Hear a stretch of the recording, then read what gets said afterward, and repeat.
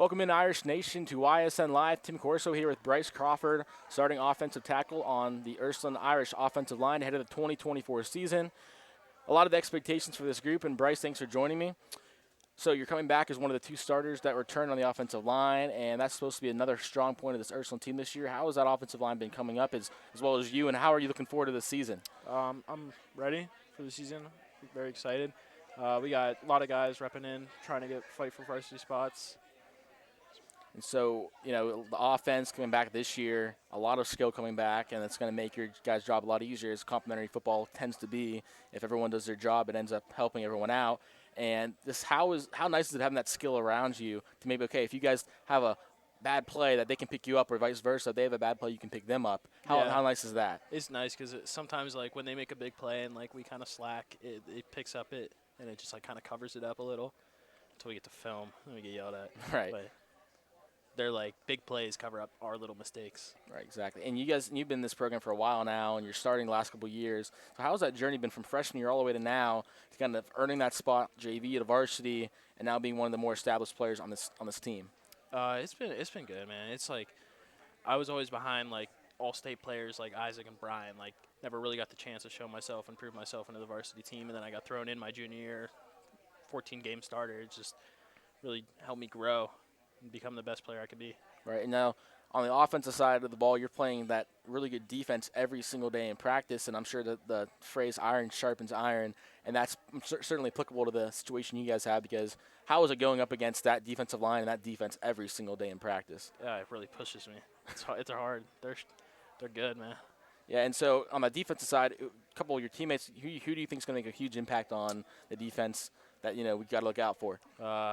Definitely John Ferengos, AJ Schneider, Izzy Davis is pretty good, and Drake, Joe, Tyran, our corners, Jaquise, all of them. So basically the whole defense you got to look out for. Yeah. And we saw that last year, because there's a reason you have 9 starters, and we saw Luke had a pick 6 against Mooney, a number of guys having big defensive tackles. Like Ty was getting double, tripled every game, so you had other guys easily stepping in and making good plays, John, Carter, everybody, and, of course, DC, who plays pretty much everywhere.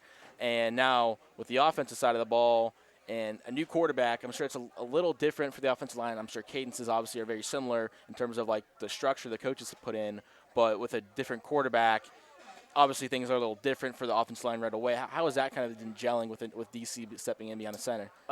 It's kind of different because, like, we're more gearing, like, our plays towards him and his play style than, like, Jack was, like, more sit in the pocket and throw the ball and hand it off and run it.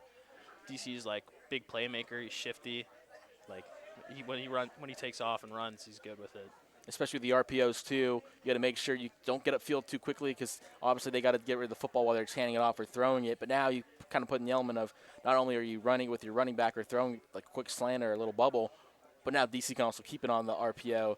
And so kind of that's probably one of the more crucial things on offense, because you don't want to get a penalty of that nature. How is blocking for those RPOs? How is the test when you're an offensive line early in the season to kind of get that salted out?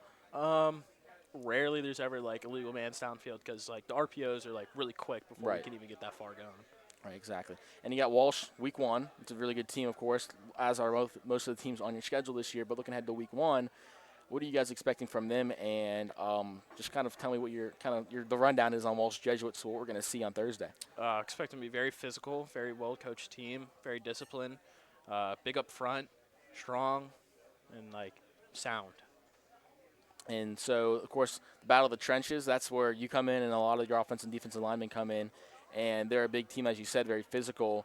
How is that going to kind of determine the outcome of the game? Because it's obviously always a big factor, but maybe might be a little more of a factor on Thursday, just because early on in the season, that can really be where the game is won, when everyone's still getting settled in with all the schemes and everything. I feel like whoever dominates up front is going to win the game. Is going to keep going, because it's a very tiring aspect of the game. Like, we're very well conditioned, and that's usually where we beat teams, is with our conditioning on up front. Like, we'll beat them off the ball and drive them back when they're caught off guard. Right, and the no-huddle offense seems to be a constant every year, and it gets teams off their mark, and they off sides, and they're disorganized, and they can't substitute, or they do, then they're messed up and disoriented. And now with down the line, you obviously want to win state. That's the end goal. and what's kind of the steps you guys need to take to get there, and any personal goals that you have yourself, because obviously the team is the focal point. Team comes first, but everyone has their own personal goals too. Yeah, I want to be able to like make all conference or all state or something like that. But I feel like we need to be the best practice team we could be. Like really get on each other and like be there for each other when we need them, and get on each other's butts when we have to force each other and like push each other to get better. All right, Bryce, that's going to be it for this. Thanks for talking with me, and good luck on Thursday. We'll be there and rooting for the Irish. Thank you.